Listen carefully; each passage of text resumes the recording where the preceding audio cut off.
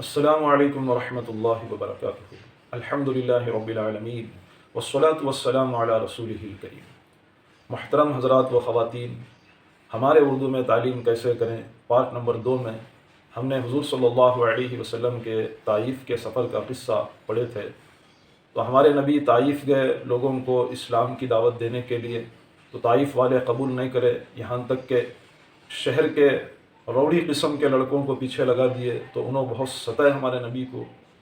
تو ہمارے نبی طائف سے واپس ہوئے، وہ شریر لڑکے ہمارے نبی کو مذاق اڑائے، تالیاں پیٹے، پتھر مارے، یہاں تک کہ ہمارے نبی کے جوتے خون سے رنگین ہو گئے۔ تو پھر جب ہمارے نبی وہاں سے بہت دور آ گئے تو وہ شریر لڑکے پیچھا چھوڑ دیے، تو ایک جگہ ہمارے نبی نے اللہ سے دعا مانگی۔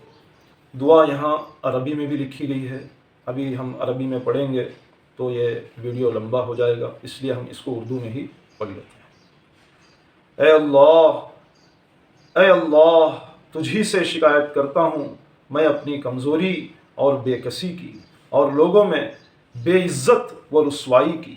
اے ارحم الراحمین، تو ہی کمزوروں کا رب ہے اور تو ہی میرا پروردگار ہے۔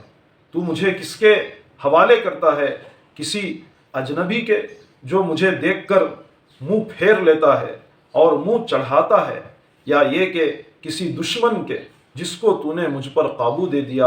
اے اللہ، اگر تو مجھ سے ناراض نہیں ہے تو مجھے کسی کی بھی پرواہ نہیں ہے۔ تیری حفاظت مجھے کافی ہے۔ میں تیرے چہرے کے اس نور کے طفیل، اس نور کے واسطے سے جس سے تمام اندھیریاں دور ہو جاتی ہیں، تمام اندھیرے روشن ہو جاتے ہیں، اور جس سے دنیا اور آخرت کے سارے کام بن جاتے ہیں، میں اس بات سے پناہ مانگتا ہوں کہ مجھ پر تیرا غصہ ہو یا تو مجھ سے ناراض ہو۔ تیری ناراضگی کا اس وقت تک دور کرنا ضروری ہے جب تک کہ تو راضی نہ ہو۔ نہ تیرے سوا کوئی طاقت ہے نہ قوت۔ یہ دعا سن کر اللہ تعالیٰ کے غصے کو جوش آنا ہی تھا کہ حضرت جبرائیل علیہ السلام کو اللہ تعالیٰ نے ہمارے نبی صلی اللہ علیہ وسلم کے پاس بھیجا۔ تو جبرائیل علیہ السلام آ کر حضور صلی اللہ علیہ وسلم کو یہ بات سنائی کہ حضور، اللہ تعالیٰ نے آپ کے قوم کی وہ باتیں جو آپ سے ہوئی سنی اور ان کے جوابات سنے، اور ایک فرشتے کو جس کے بارے میں پہاڑوں کی خدمت ہے آپ کے پاس بھیجا ہے کہ آپ جو چاہیں اسے حکم دیں۔ اس کے بعد اس فرشتے نے سلام کیا اور کہا کہ جو آپ حکم دیں میں اس کو پورا کروں۔ اگر آپ حکم دیں کہ دونوں جانب کے پہاڑوں کو ملا دوں جس سے یہ سب درمیان میں کچل جائیں، اور جو سزا آپ بتائیں میں اس کو پورا کروں گا۔ حضور صلی اللہ علیہ وسلم کی رحیم و کریم ذات نے جواب دیا، آپ کے رحم دل نے یہ جواب دیا کہ میں اللہ سے اس کی امید رکھتا ہوں کہ اگر یہ مسلمان نہیں ہوئے تو ان کی اولاد میں سے، آنے والے اولاد میں سے ایسے لوگ پیدا ہوں گے جو اللہ کی عبادت کریں گے، یعنی دین اور اسلام کو قبول کریں گے۔ فائدہ یہ ہیں اخلاق اس کریم ذات کے جس کے ہم لوگ نام لیتے ہیں۔ ہم ذرا سی تکلیف سے، کسی کی معمولی سی گالی دے دینے سے ایسے بھڑک جاتے ہیں کہ پھر زندگی بھر اس کا بدلہ نہیں اترتا، ظلم پر ظلم اس پر کرتے رہتے ہیں اور دعویٰ کرتے ہیں اپنے محمدی ہونے کا اور نبی کے اتباع کرنے کا۔ نبی اکرم صلی اللہ علیہ وسلم اتنی سخت تکلیف اور پریشانی اٹھانے کے بعد بھی نہ بد دعا کرتے ہیں نہ کوئی بدلہ لیتے ہیں۔ تو محترم حضرات و خواتین، یہ حضور صلی اللہ علیہ وسلم کے طائف کے سفر کا واقعہ ہے کہ اللہ نے جب ہمارے نبی کو نبوت کی ذمہ داری دی تو ہمارے نبی مکے میں لوگوں کو سیدھے راستے پر لانے کے لیے، لوگوں کو ایک اچھا انسان بنانے کے لیے اسلام کی دعوت دی، ایمان کی دعوت دی۔ بہت کم لوگ مسلمان بنے، بہت سارے لوگ انکار کرنے والے جو کافران تھے انہوں ہمارے نبی کو بھی ستاتے تھے اور صحابہ کو، مسلمانوں کو بھی ستاتے تھے۔ تو ہمارے نبی طائف کو گئے بڑی امید سے کہ وہاں کے لوگ مسلمان بن جائیں گے تو مسلمانوں کو ایک طاقت ملے گی اور یہ تکلیفوں سے ہمیں بچ سکتے ہیں، مگر وہاں کے لوگ بھی اسلام قبول نہیں کرے۔ یہ سارا واقعہ ہمیں سن چکے ہیں۔ حضور صلی اللہ علیہ وسلم پوری محنت کرنے کے بعد، سب کو دعوت دینے کے بعد، حضور سے اچھا دعوت دینے والا دنیا میں کون ہو سکتا ہے؟ حضور سے اچھا سمجھانے والا کون ہو سکتا ہے؟ مگر حضور اللہ سے کیا دعا کرتے ہیں؟ اے اللہ میں تیرے سے ہی شکایت کرتا ہوں، یا اللہ میں تیج بولتا ہوں، تیے میں بول لیتا ہوں۔ جیسا ہم نہ کیا تو بھی تکلیف ہے تو ہمیں لوگاں بول لیتے نہیں، ویسا حضور اللہ سے بولتے ہیں، یا اللہ میں تیرے سے بول لیتا ہوں، میں کمزور ہوں، میں ان کو کیسا سمجھانا تھا سمجھا نہیں سکا، میں کیسا دعوت دینا تھا دے نہیں سکا، میں کیسا ان کو بات کرنا تھا بات کر نہیں سکا۔ یہ اللہ سے اپنی کمزوری بیان کرتے ہیں، سامنے والے کے نہیں۔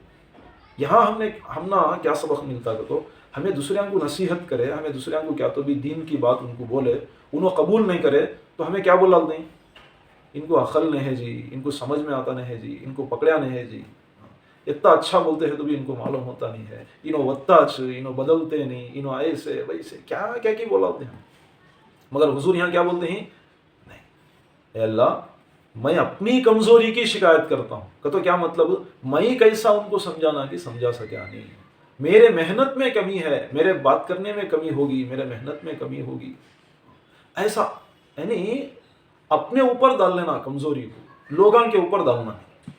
اس لیے کہ سب کے دل اللہ کے ہاتھ میں، ہدایت کس کے ہاتھ میں بھی نہیں ہے، ہدایت صرف اللہ کے ہاتھ میں ہے، اللہ جسے چاہتے ہیں اسے ہدایت دیتے ہیں۔ مگر ہمارا کام ہے لوگوں کو سمجھانا، لوگوں کو بات کرنا، لوگوں کو بولنا۔ اس کے بعد بھی اگر انہوں ویسا چھیں تو پھر اسے ہمیں کیا بھی نہیں کر سکتے۔ ہمارا کام ہے دعوت دینا اور اللہ سے دعا کرنا۔ تو اس کے بعد اللہ کے نبی جو ہے اپنی کمزوری اللہ کے سامنے بیان کرے، پھر اس کے بعد کیا بولتے ہیں؟ یا اللہ یہ سارے لوگ میرے سے ناراض ہو گئے، انہوں مجھے بے عزت کرے، پتھر مارے، گالیاں دیے، ان سے کیا مجھے تکلیف دینے کا ہو سکتا تھا کہ سب کچھ کرے۔ یا اللہ تو اگر میرے سے ناراض نہیں ہے، تو میرے سے راضی ہے، تو انہوں یتے جنے ناراض ہو گئے تو بھی مجھے کیا بھی پرواہ نہیں،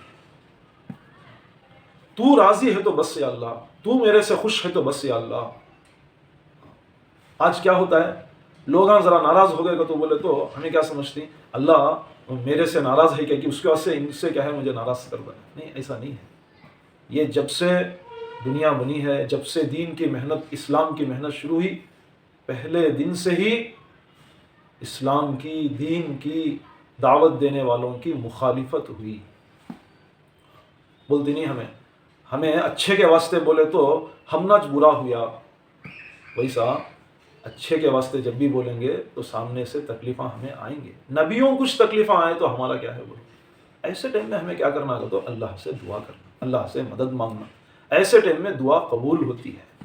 جب بندے کا دل دکھتا ہے تو دکھے دل سے جب اللہ سے آدمی مانگتا ہے تو اللہ تعالیٰ ایسی حالت میں اس کی دعا ضرور قبول کرتے ہیں۔ تو اس لیے یہ دعا سے ہمیں سبق ملتا ہے کہ جب بھی ہمیں کسی دوسرے کو ہمیں نصیحت کرے، ہمیں دوسرے کو کیا تو بھی اچھے کاموں کے بارے میں بولے، یہ اچھے کاماں کرو بھی، کون تو بھی دوسرے غلط کاماں کرتے ہیں تو یہ غلط کاماں کرو نہ کھو، ایسا ہمیں بولنے کا موقع ملا تو انہوں سنے نہیں، انہوں غصہ ہو گئے، نہیں کہ تو انہوں ناراض ہو گئے ہمارے سے، تو ایسے ٹائم میں ہمیں کام چھوڑنا نہیں، ہمیں اللہ سے دعا کرنا، ہمیں اللہ سے مدد مانگنا۔ انشاءاللہ آج نہیں تو سما نہیں تو پرسوں انشاءاللہ اللہ تعالیٰ دلوں کو بدلنے والے ہیں۔ تو جب ہمارے نبی یہ دعا کرے تو اللہ کے غصے کو تو جوش آ گیا۔ اللہ تعالیٰ جبرائیل علیہ السلام کو ایک فرشتے کے ساتھ میں بھیجے، تو جبرائیل علیہ السلام ہمارے نبی کے پاس آئے اور بولے کہ اے اللہ کے رسول، میرے ساتھ میں ایک فرشتہ ہے جو پہاڑوں کا مینٹینس کرتا ہے، اگر تمہیں حکم دیں گے تو انہوں کیا ہے تمہارے حکم کو پورا کریں۔ تو وہ فرشتہ ہمارے نبی سے کیا ہے بات کرا، وہ فرشتہ بولا کہ نبی جی تمہیں حکم دو، دو پہاڑوں کو میں ملا دوں، دو پہاڑوں کے بیچ میں گاؤں ہے تو دو پہاڑوں کو میں ملا دوں تو سب انہوں بیچ میں کچل جاتے، یا جو سزا تمہیں بتاتی میں اسے پورا کرنے کے لیے تیار ہوں۔ تو ہمارے نبی کیا بولے؟ اللہ اکبر۔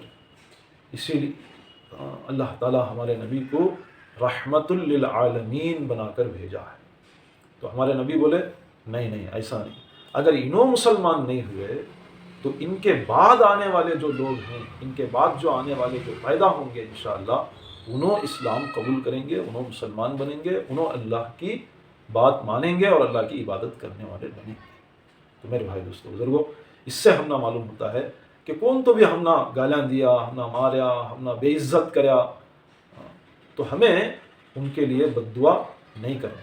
ہماری یہ واقعہ ہمیں یہی سکھاتا ہے، ہمیں ہو سکے تو ان کے لیے دعا کرنا، بد دعا نہیں کرنا. بد دعا کرنے سے ہمارا دل تو ٹھنڈا پڑ جاتا ہے، مگر جس کے بارے میں ہمیں بد دعا کری انہیں برباد ہو جاتا ہے، ہلاک ہو جاتا ہے. اس لیے کہ حدیث میں ہے مظلوم کی بد دعا سے بچو.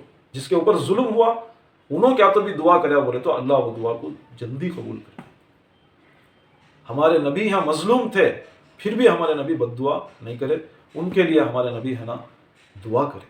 اس لیے ہمیں بھی ہے نا کون تو بھی کیا تو بھی ہم نا ستان دے، دل دکھان دے، ہمیں ایسی حالت میں بھی اللہ سے ان کی ہدایت کے لیے بھی دعا کرنا، ساری امت کی ہدایت کے لیے بھی دعا کرنا.